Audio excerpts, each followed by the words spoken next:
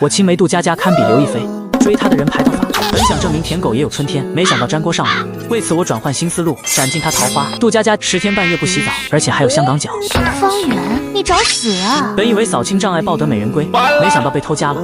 还有人伪造帖子报她童年创伤，栽赃我俩彻底拜拜。都说舔狗舔到最后一无所有，所以我要化身成为钮祜楼版方圆，送我一颗小心心，告诉你我的复仇计划。我的青梅长相堪比神仙姐姐，追求她的人能从家门口排队到法国。有一天，我问她能不能让我插个队，她朝着我翻了个白眼，说我有病。我大叫好，说我有病是吧？杜佳佳，那从现在开始，我要当一个疯批，将你的桃花都斩尽。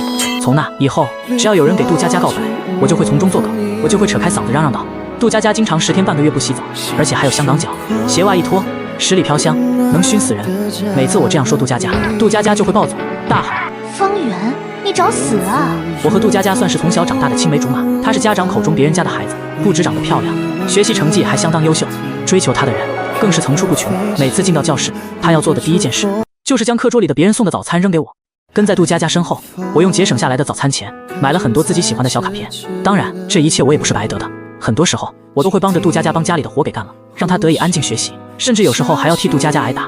她爸酗酒，重男轻女，可偏偏他妈身体不好，就只生下了她一个女孩子，还想再要弟弟，已经是不可能。为此，他爸喝醉酒动手打他妈，就算没有喝醉酒，也要找借口向他们母女发难。他爸说的最多的一句话就是这辈子真倒了血霉，娶了一个肚子不争气的女人，生了这样一个赔钱货，让他在人前抬不起头来。杜佳佳脾气也很倔，每次他爸爸说这句话，他都要反驳回去，说他妈妈是最好的妈妈，他也不是赔钱货。眼前这个打老婆和女儿的男人，才是天底下最糟糕、最没本事的男人。每次他说完这样的话，就会迎来一顿毒打。他妈妈总是让他忍一忍，说等他891过去，就会好了。杜佳佳却是不肯屈服，一边哭一边抹眼泪。妈，你忍了这么多年，他有收敛，有变，好吗？有一次，杜佳佳的爸爸抽出皮带，就要对杜佳佳动手。我见状迅速上前，一把抱住了杜佳佳的爸爸。我喊着让杜佳佳快跑，可杜佳佳站在原地不动，说他不跑，让他爸有本事打死他。他爸骂着我，让我松手，不然连我一块打。可我死活没松手，在我心里，杜佳佳就是我要保护的对象。就这样，杜佳佳爸爸手中的皮带狠狠抽在我身上，抽得我皮开肉绽，哇哇乱叫。最后还是我爸妈冲了过来，才阻拦下这场悲剧。我妈给我上药的时候，还说我脑子不灵光，别人都拿着皮带抽我，我还不知道跑。我说我不跑，我跑了佳佳怎么办？我妈就和我说，小兔崽子，我知道你喜欢佳佳，你不会带着佳佳一起跑啊。我听了这话，立马脸红。我说我才没有喜欢佳佳，我只是不想看着佳佳挨打。我妈没有责怪我，为了佳佳挨一顿毒打，相反，她很心疼杜佳佳。每次她来我家写作业，找我玩，我妈看到杜佳佳身上的伤，就忍不住说，闺女，疼不疼？杜佳佳总是嘴硬，阿姨，一点都不疼。我妈帮杜佳佳上着药，看着她被打成这副样子，就忍不住抹眼泪。可90年代，家里的妇女哪里有什么发言权？当时只要说出离婚2个字，都会被当成是一种罪过。杜佳佳也曾经劝过她妈，让她妈和她爸离婚。她妈听到这话，就生气骂杜佳佳，说杜佳佳想将她害成一个不知廉耻的女人。说着话，杜佳佳的妈妈气不过，第一次动手打了杜佳佳。杜佳佳在那个男人数次毒打之下都没有落泪，可这一次，杜佳佳流下了眼泪。从这以后，杜佳佳再也没有劝过她妈妈，也没有和我说过她妈妈命不好，她妈妈很可怜什么的。到了大学，杜佳佳基本上就切断和家里的联系。她靠着勤工俭学上大学，放寒暑假也基本上不怎么回家，都在外面打工赚钱。我妈心疼杜佳佳，说这孩子不容易，经常多给我一些生活费，让我好好照顾杜佳佳。进入大学的杜佳佳，整个人的气质显得更加阴郁。她清冷的眸子，给人的感觉总是拒人千里之外。她身材高挑，皮肤细腻，五官精致无比，就是坐在那里什么都不做，都可以让万物失色。大学论坛里面有个评比校花的帖子，她的票数遥遥领先，成为当之无愧的校花。那时候追求她的人可以说是从学校门口排到法国。她收到的情书，我拿去卖废品都可以吃上一顿饭。因为大家都知道我和她的关系不错，又确认我们不是情侣关系，所以很多人都想通过我认识杜佳佳。可直到有一天，我问杜佳佳说可以让我插队吗？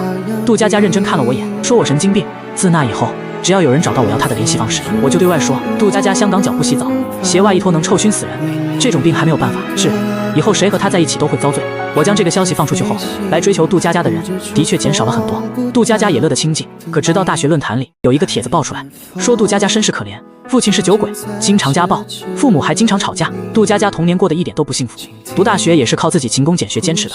这个帖子被爆出来，一下就被顶到了学校论坛热榜第一。原本我释放出杜佳佳是一个香港脚不洗澡的事情，很快就被众人无视。学校里一帮花痴男开始同情心泛滥，给杜佳佳送什么的都有，甚至追求杜佳佳的人比之前还要更多。他的寝室门口经常站着一帮男生，要帮他打水，要帮他占位，还有直接给他钱的。杜佳佳不胜其烦，开始对我发起了追杀令。他说我泄露他的隐私，他不会放过我的。从小杜佳佳就是村子里的孩子王，基本上谁敢惹他他就收拾谁，而且还是那种毫不留情的收拾。我从小就是生活在杜佳佳这种淫威之下，当听到杜佳佳对我发动追杀令，我第一想法就是赶紧找个地方避一避。但我低估了杜佳佳在学校里的影响力，我原本以为藏在男生宿舍，杜佳佳就拿我没办法。可他的一帮追求者听说杜佳佳对我发动追杀令，主动帮着杜佳佳将我从宿舍里给拎了出去。一帮男人将我推到杜佳佳面前，纷纷邀功。杜佳佳让他的追求者先离开，上前来拎着我的耳朵。在学校里招摇过市，他拎着我的耳朵来到了一处僻静的地方，他让我蹲下认错。我对他说道：杜佳佳，天地良心，你冤枉我了。论坛里那个帖子不是我发的。杜佳佳冷冰冰盯着我。方圆，你觉得会相信你吗？在这所远离我们家乡的大学，只要你知道我家里情况，不是你还有谁？真不是我，我也不知道如何解释这件事。杜佳佳说的没错，在这所远离我们家乡的大学，只有我知道他的底细。当初我知道他要报考这所大学，我也悄悄填了这所学校。就这样，我们远离老家来上学。我和他是南方人，来到北方这座天寒地冻的城市上学。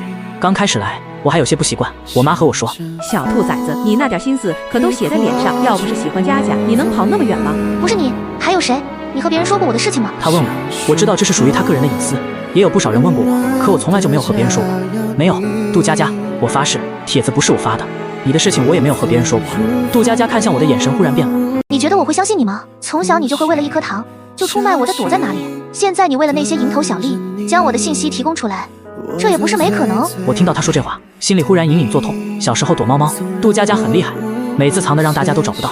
可我了解他的习惯，每次不管他躲哪里，我都能找到他。有一次村子孩子给我1块糖，我告诉了杜佳佳藏身的位置。杜佳佳被找到，输了游戏，黑着脸教训我半天，还说以后再也不理会我。可是杜佳佳不知道的是，那是一块大白兔奶糖，杜佳佳最喜欢吃的大白兔奶糖。我藏了很久，不敢在他气头上给他。之后我当作惊喜给他。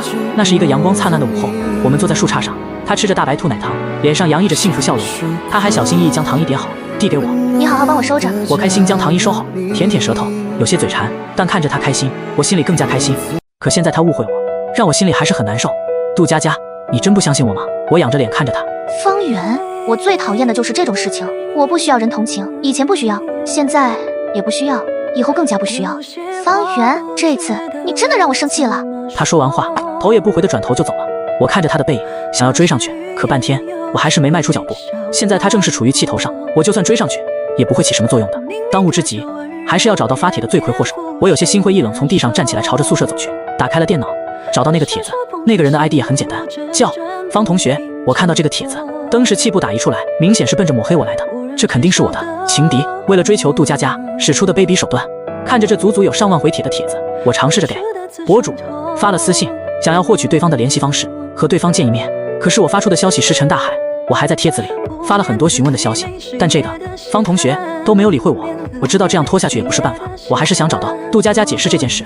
可杜佳佳却根本不见我，她的室友也不知道从哪里知道，说帖子是我发的，也不理会我，还说我真是多事，背负这么大的冤屈。我心里很难受，越难受我就越想证明自己的清白。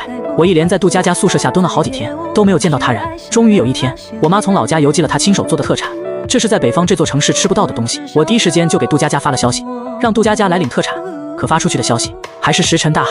我妈给我邮寄特产之时，还告诉我一定要让杜佳佳吃到。没办法联系上杜佳佳，我只好拎着我妈给我邮寄的特产来到她宿舍楼下，想着让她室友给她带上去。可刚到她宿舍楼下，我却忽然看到杜佳佳和一个男生站在一起。这人我认识，是学校论坛里大家公认选出来的校草，他叫吴天浩。我看见他动作亲密地给杜佳佳戴上围巾，杜佳佳并没有抗拒，两人站在一起，颇有一种郎才女貌的感觉。和吴天浩相比，我自然是比不过的。他不止长得高帅，还是学生会主席，品学兼优。听说家庭条件还很好，家里是开公司的。如果杜佳佳和他在一起，应该会被照顾得很好吧？或许这一次我真的该退场了。我内心有些失落，转身打算离开，却在这时候，身后传来一道叫声：方圆，你站住！我扭头看去，就看到杜佳佳朝着我走过来，身后的吴天浩也很快跟了上来。我看着眼前的两人，我勉强挤出一抹笑容。佳佳，这是我妈让我给你的家乡特产。我不需要方圆，从你将我的家庭情况公之于众之时，我们就不是朋友了。你以后让阿姨不要给我寄东西，免得辜负阿姨的期望。还有你以后不要来找我，我们桥归桥，路归路。杜佳佳面色冰冷说道，她这一番话像是锋利的刀尖刺破了我的心脏。这一年刚好是我们上大二，我和杜佳佳从生出来的一刻就有了牵绊。我们小时候一块玩，一块上学，为了保护杜佳佳，我不知道被他爸打了多少顿。为了给杜佳佳买生日礼物，我也会去捡瓶子，而杜佳佳也会辅导我学习，帮着我，不让别的孩子欺负我。19年的感情，在这一刻说断就断吗？旁边的吴天浩冷笑看向我，方圆，你的人品可真差。我听说你追求过佳佳，可佳佳这种女孩，是你能配得上吗？别人拒绝你，你就曝光别人隐私，你这种行为可真 low 啊！他一副高高在上的样子教训我，可我和杜佳佳的之前的感情，什么时候容别人插手和评价？我没忍住心里的愤怒，抬手就给了吴天昊一拳。这一拳正好砸在吴天昊的面颊上，他发出吃痛的声音，漆黑的眸子里透着一股阴毒。你敢打我？老子打的就是你！我再次冲上前去，准备对吴天昊动手，可这一次，杜佳佳却拦住了我。她上前将吴天昊护在身后，一把推开我，冷着声：“够了，方圆，你现在还会打人了是吧？”杜佳佳蹙着眉，冷脸看向我。这一刻，我如坠冰窖。是的，我配不上杜佳佳。杜佳佳是学校里的10佳学生，每年都拿最高奖学金，还参加各种赛事获奖。除此之外，她有着漂亮的天鹅颈、直角肩，有着高挑的身材，让人叫绝的气质。而她身边站着的吴天昊，学校里的学会生主席，家中富裕，长得帅气，眸如星月，学习成绩也常年名列前茅，天生的公子哥长相。杜佳佳或许只有这样的男人才能配得上。是够了，如你所愿，杜佳佳，以后我们桥归桥，路归路。我说完话，扭头就走。作为男人，我内心也有最后一丝尊严，这一丝尊严也不容人践踏。杜佳佳，我们19年的牵绊到此为止。回到宿舍，我将我妈邮寄给我的特产打开分给宿舍的室友吃了。从这一刻，我也算彻底解脱，不用为了杜佳佳的事情操心。以后她是她，我是我。尽管已经清晰明白了这一事实，我心里却仍旧会觉得无比难受。这一晚，我躺在床上，没有任何睡意。室友们喊我玩游戏，我也没什么心情。大概第2天一早，室友就喊我，让我快看学校论坛里的帖子。我从床上下来，凑近看了看，帖子的意思大概就是郎才女貌，金童玉女，天作之合，他们终于在一起了。另外副标题：卑鄙小人，还妄想破坏别人的感情。帖子打开后，我看到很多人祝福杜佳佳和吴天昊，也有不少人踩我，说我无耻小人，还动手打校草，不就是追求不成，恼羞成怒吗？我室友看到这个帖子，顿时气愤无比，这吴天昊太卑鄙了，这帖子肯定是这家伙雇人发的，这明显抹黑你啊！老方，你和杜佳佳才是青梅竹马，杜佳佳是属于你的，我要是你，绝对将杜佳佳追回来。没错啊，老方，我们支持你。我听着室友的话，嘴上说着不在意，心里却酸酸的难受。一瞬间，我感觉自己呼吸都上不来。我让室友们以后别提杜佳佳，我和杜佳佳已经是过去式，没有关系。室友们见我心情不好，也就没有继续说这件事。可让我没想到的事情发生，大概下午2点，辅导员喊我去办公室，问我是不是动手打了吴天昊。我点头承认，我的确打了那个孙子。你承认打人就成，年轻人还是不要太冲动，这是学校给你的警告处分，你要是没什么意见，就签字吧。我听着辅导员的话，心里骂着吴天昊这个狗东西。这次我和吴天昊的交手，我算是彻底落败。不止杜佳佳和我断绝了关系，我还受到了学校的处分。处分的事情很快就传遍了学校，室友们知道，义愤填膺，还说要帮我出手教训那个孙子。我不想连累其余人，摆手说算了。从这以后，我和杜佳佳的联系逐渐减少，但我心里一直藏着一根刺。这件事其实从头到尾，我都是被冤枉的。就算不为了杜佳佳，我也要为了证明自己是清白的。我开始关注那个发帖子的 ID， 并且自学计算机技术。每次上完课，我就坐在电脑前捣鼓，开始自己学习编代码。室友们看到我如此模样，还以为我陷入了疯魔的地步。他们怕我憋坏，就带着我出去玩，参加一些联谊活动。不过我对这些事情也都没有什么兴趣。期间还有一个女孩和我表示了好感，但我却对那个女孩没什么心思。我不打算耽误别人，就明确表达了自己意思。终于在我钻研2-3个月后，我的计算机技术有了很大的进步。也是这一日，我有新的发现。虽然之前曝光杜佳佳的那个帖子已经删除了，但我已经搜查到那个 ID 所有账号、所有帖子，并且保存了相关信息。我找到号主在别的平台发的一些照片，很快就发现了这些照片和我们学校外面的建筑很像。由此我基本上可以确定，这人不出意外应该住在学校外面，而且还住在我们学校附近。一般来说，读大学的学生基本上都是住校，但不排除本地大学生有一些走读的，当然这是极少数的。我首先根据照片上的内容在附近搜查了一番，寻找和照片上一样的建筑。不多时，我就找到了相似的建筑图片，但是我不确定这家伙住在哪里，所以只能用最笨的方法在网吧蹲点。要发帖，肯定就需要在网吧发动，毕竟这年代有电脑的人实在不多，大部分都只能在网吧发帖。可是我在附近的网吧一连蹲了数天，都没有发现可疑人物。我忽然发现自己的追踪方法可能错了，这人根本就不在网吧里发帖，而是有自己的私人电脑，能有钱住，在校外还有电脑的同学也着实不是很多。我脑海里很快就发现一道身影，吴天昊，这家伙基本上符合这些条件。我尝试着从吴天昊下手，我打算找个时间跟踪一下吴天昊这个孙子到底是不是住在学校外面。正当我认真准备自己计划时，我室友忽然走了过来，拍了下我的肩膀。老方，晚上有晚会，你去看吗？今晚可是有舞蹈学院的学妹跳舞啊。室友一脸期待的样子。没兴趣，我回答。今晚的主持人你知道是谁吗？室友凑过来说道。谁呀？吴天昊和杜佳佳，你的青梅竹马，你不打算去看看吗？室友道。无聊，没兴趣。我继续捣鼓。对啊，晚会有什么好看的？不知道你们最近关注新闻没有？最近发生好几起离奇失踪案件，失踪的都是年轻漂亮的女大学生，连我们学校好像都还有一个。另外一个室友说道：怎么可能？我们怎么不知道？你们不知道也正常，你的脑子里除了学妹跳舞，还有别的吗？那个室友听了这话，不禁有些莞尔。我告诉你们，我们学校里离奇失踪的那个女孩子，就是舞蹈学院的系花。听说以前还追求过吴天昊，但却被吴天昊给拒绝了。她叫韩欢欢，她失踪的事情被学校压下，一直没有往外传。室友说的有些玄乎，我也是当成故事听。那个室友还觉得我们不相信，就凑上来。你们不信，看看网上传说失踪的女大学生的照片，哪个不是极品长相啊？我另外2个室友凑上去看了看，两人发出惊呼的声音。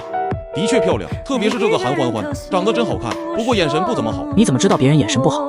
眼神好，能看上吴天昊那孙子吗？在痛恨吴天昊这孙子这件事上，我3个室友算是和我统一了阵线。我心思却是忍不住沉了沉。韩欢欢表白吴天昊，然后发生了意外，离奇失踪。那这件事会不会和吴天昊有关系呢？我让室友将手机给我看看，室友递给我，还说我装清高。刚才不看，现在看。我没和他斗嘴，看了照片上的韩欢欢，长得的确清纯漂亮。这么漂亮的女孩，居然看上了吴天昊这孙子，的确眼神不行。我盯着看了一阵，将手机还给了室友。室友和我道：听说今晚吴天昊这孙子会在晚会上和杜佳佳表白，那今晚可就有看头了。他们闲聊着，我假装没听见。到了下午，我从宿舍出去，经过一番简单的打听，就知道吴天昊所在地。喜欢吴天昊的花痴女也不少，但吴天昊找对象的标准很高，一般的女孩他是看不上的。我乔装打扮了一番，跟踪吴天昊往外走去。到了学校外面，我果然就看到他进入了一个小区。这一处小区环境十分的高档，在这座城市算是有钱人才能居住得起的。我因为没有门卡进不去，和保安闲聊了几句，给保安发了几支烟，有意无意聊着小区的情况。保安和我说道：这小区的确都是有钱人住了。当得知我是小区不远处的那所大学的大学生时，保安立马就说道：你们学校里就有一个学生住在我们这里，家里给买了，大学就给买了房，真是有钱呀。通过和保安的闲聊，我基本上可以确定吴天昊住在校外。根据保安说的，他还有一辆小汽车。我心想这孙子真是有钱，日子过得美滋滋。确认心里的猜想后，我回到了宿舍，继续钻研起电脑，开始研究起那个号主 ID， 又找到他发的不少东西，这些都是有关联的。经过一番仔细的研究，我在论坛里找到了好几个相关的帖子，甚至曝光吴天昊和杜佳佳在一起的帖子，好像也是吴天昊自己发的。没想到这狗东西表面上看起来人模狗样的，背地里居然玩如此阴狠的手段。我将他发帖子整理了起来，终于算是让我找到了证据。我长出口气，忽然感觉心情轻松了一些，毕竟被人冤枉了数月，那种感觉真的很难受。如今抓住机会，正是我证明自己清白之时。此时时间已经到了晚上9点，晚会应该也快结束了吧？不知道吴天昊有没有和杜佳佳公开表白？就算表白了又怎么样？如果我将吴天昊做的那些恶心事情告诉杜佳佳，相信杜佳佳应该不会和他在一起。我喝了口水，现在我才明白过来，学校里除了我知道杜佳佳的家庭情况，别人怎么可能会知道？只要我不说，杜佳佳自己不说，这件事在学校里就永远不可能曝光。但他还是曝光，说明有人在背后搞鬼，有时间有钱去搞鬼的人。如今看来，发现家里并没有人，我急匆匆下了楼，见到了保安。我十分着急询问有没有看到吴天昊开车出去，保安说看到了，并且告诉我了车牌号。即便这样，我还是找不到吴天昊这个人。我脑子一转，快速报警了。警方出动速度也相当快，他们通过监控很快锁定了吴天昊的车子，并且通过监控，我看到杜佳佳不省人事坐在副驾驶，脑袋是歪着的，很明显是被吴天昊动了手脚。我心里祈祷杜佳佳千万不要出事。我坐在警车上，经常忽然和我说，这女孩是不是叫杜佳佳？我听了这话，点点头，面色微变。她是叫杜佳佳，她怎么会报警？警察告诉我，具体不知道。他话还没说完就挂了电话。我心思沉了沉，难道杜佳佳知道自己会出事，所以就报警了？但报警的时候被吴天昊给发现，中途打断了。我深吸了口气，心里越发担心杜佳佳的安危。我很快将吴天昊可能是犯罪嫌疑人的证据提供了给警方，警方高度重视。不多时，我们就来到了一处烂尾楼。车子刚停下，我就压制不住心情冲了进去。身后的警察提醒我小心点，可我顾不了那么多，我整个脑子里都是想着，联想到今晚上吴天昊和杜佳佳表白，而杜佳佳也是一个长得绝美的女孩，那杜佳佳会不会也是吴天昊的猎物？我心绪涌动，刚准备往外跑，室友从外面回来，刚看到我就说道，老方，你今晚上没去太可惜了。吴天昊今晚和杜佳佳表白，杜佳佳没答应，吴天昊丢脸丢大发了。你当时没在现场，不然的话，肯定牙齿都要笑掉。我听到室友说杜佳佳拒绝了吴天昊的表白，忽然松口气，说道：太好了。那当然太好了，今晚吴天昊就会成为我们学校的笑话。室友说着话，还给我看了现场视频。视频里，吴天昊单膝跪地，认真至极开始表白，但杜佳佳几乎没有任何迟疑就拒绝了他。我正看着，耳边响起室友的声音：老方这么大的喜事，你难道就不该好好庆祝一下吗？我没时间和室友说这么多，我想先确认一下杜佳佳的安全。我给她去了一个电话，电话拨打过去，杜佳佳没接我电话，电话提示关机。我来到杜佳佳宿舍楼下，找到了她的室友，询问杜佳佳回来了没。杜佳佳室友告诉我说，人没回来，好像跟着吴天昊一块出去了。出去了。杜佳佳不是拒绝吴天昊了吗？这我就不知道了，可能是庆祝今晚宴会成功，大家一块出去了吧。我心想糟糕不好，我急匆匆跑了出去，掏出身上仅有的钱给了保安。保安让我进了小区，告诉了我吴天昊住在哪里。我来到他家里，一脚踹开了门，就只有吴天昊一个人。他估计让人去私下调查了一番杜佳佳的身份背景，又知道我和杜佳佳关系不错，才有了那个帖子的事情。是他让我和杜佳佳关系破裂，原来这一切都是他预谋已久的事情。我闲着无聊，继续用搜查吴天昊其余的 ID， 很快就有新的发现。无意中我又发现吴天昊的另外一个小号，小号里有一个相册。出于好奇，我将这个相册给点开了。打开之后，等我看到里面的内容，顿时脸上就忍不住浮现了吃惊之色。相册里有好些漂亮女孩的照片，这些女孩都是个顶个的大美女，照片有生活照，也有私密的照片，而且里面还有吴天昊和这些美女的合影，其中就有韩欢欢，两人显得亲密无比，就像是情侣一样。之前室友不是说韩欢欢和吴天昊告白，然后被吴天昊拒绝了吗？怎么从照片上来看不是这么回事？两人的关系和动作明显都很亲密，这是情侣之间才会做出的举动。相册里还有不少韩欢欢的私密照片，这明显是在不知情的情况下被拍的。联想到室友之前说的韩欢欢离奇失踪，我忽然感觉后背袭上一股寒气。我快速将室友发给我的那则新闻看了看，等我看到新闻上的内容，又对比了几个女孩的照片，我当时感觉浑身冒着冷汗。难道这些女孩的离奇失踪都和吴天昊有关？我简直不敢相信这个结果。我闻到了一股刺鼻的消毒水味。你醒了？一道清脆的声音响起，我扭头看去，就看到了杜佳佳站在我旁边。你没事吧，佳佳？我没事。杜佳佳说道，她眼眶忽然就红了，眼泪止不住就下来了。我听说你为了我和拿着刀子的吴天昊扭打在一起，下次你不许这样做了，以后遇到这样的事情，先保护自己的安全。你的安全在我心里更重要，我说道。你还是和以前一样傻。对了，之前曝光你家庭信息的人根本不是我，是我想证明自己的清白。杜佳佳让我省点力气，不用说了，她说她知道了，其实她早就知道吴天昊有问题。杜佳佳说自己和韩欢欢大一时候就曾经是一个社团，两人关系还不错。后来韩欢欢和吴天昊表白，韩欢欢分明告诉我吴天昊答应了他的表白，可吴天昊对外却说拒绝了韩欢欢。两人在一起没多久，韩欢欢就离奇失踪。失踪之前，韩欢欢还给我发了条短信，说了再见2个字。从那以后，我再也没有见过韩欢欢。所以你就以身涉险，故意接近吴天昊？我问道。我想查出真相，就故意接近他，和你断绝关系。我也是为了蒙骗他，获取他信任做的。杜佳佳说道。我听了杜佳佳这一番解释，才恍然明白了过来。你以后不需要这样做，太危险了。我说道。我以后做这些事会和你商量的。后来我也问过杜佳佳为什么要这样做。杜佳佳千万不要出事，我宁愿自己出事，也不想杜佳佳出事。我冲到里面，就看到昏迷不醒的杜佳佳被绳子捆在柱子上，而吴天昊手里有一把刀子，他正准备做变态的行为。我很快喝道：吴天昊，你他妈的干什么？旋即我就冲了上去。吴天昊看到我来，明显有些意外，我们很快就扭打在了一起。扭打间，吴天昊的刀子刺了我一下，我吃痛倒在地上。吴天昊像是一个疯子喊道：你他妈的敢坏我好事，我现在就要你的命！他拿着刀子奔着我胸口刺来，却在下一秒，砰的声音响起，身后的警察也到了近前，一枪打在吴天昊的手腕上。吴天昊疼得在地上打滚，发出惨叫声。警察很快就上前来将吴天昊给按在地上。吴天昊发出嚣张的叫声：你们干什么？我告诉你，我爸是吴刚，你们拿我没办法。吴天昊被带走后，我看着被捆着的杜佳佳，对警察道：快救他，你的情况更严重，先送你去医院。放心，我们也会救的。听到这话，我总算是安心了。最后因为失血过多，我昏死了过去。等再次醒来，他说韩欢欢和他一样，也是原生家庭不幸福，可以说是2个同病相怜的女孩子。杜佳佳也是因为这一点，才打算出手调查真相。而吴天昊也被抓了进去，证实他就是一个变态，心理扭曲，专门挑漂亮女孩折磨。等折磨够了，他就会要了女孩的命。从新闻视频里看到吴天昊被带着去指认抛尸现场，不出意外，吴天昊就肯定会被判处死刑。至于他爸吴刚，估计也没什么好下场。此刻我和杜佳佳的误会算是彻底解除，我也证明自己的清白。想到这，嘴角忍不住露出一抹笑容。我妈这时候拎着饭盒从外面走了进来，她脸上堆积着笑容。你们解开误会就好了，以后可要像以前一样和好如初。你们俩可是从小长大的青梅竹马，知道吗？我和杜佳佳同时点点头。大概住了1个月的医院，我才出院。这1个月里都是杜佳佳照顾我，我妈因为有事情就先回去了。后来我找到机会和杜佳佳表白，杜佳佳也答应了我。大学毕业后，我们回到南方老家，着手做起了一些小生意，生意也做得不错。而杜佳佳的爸爸则是因为喝酒过度，酒精中毒，最后离开了人世。杜佳佳虽然对他妈恨铁不成钢，但还是放不下自己的妈妈，将他妈妈给接过来一块住。对此，我也没有任何意见。相反，这样的杜佳佳才是一个完美的她。